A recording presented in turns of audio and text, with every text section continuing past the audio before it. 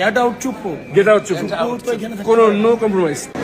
আমাদের বক্তব্য খুবই সিম্পল।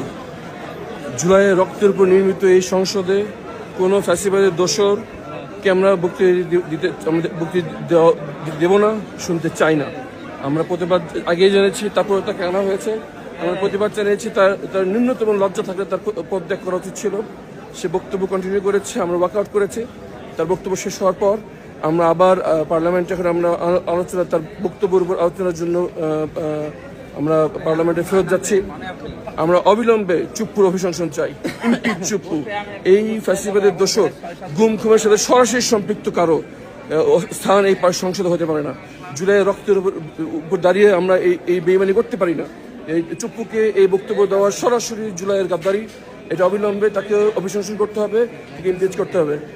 জি ভাই, আমাদের নেতার নেতৃত্ব ভাই কিছু গেট আউট চুপ কোনো নো কম্প্রোমাইজ।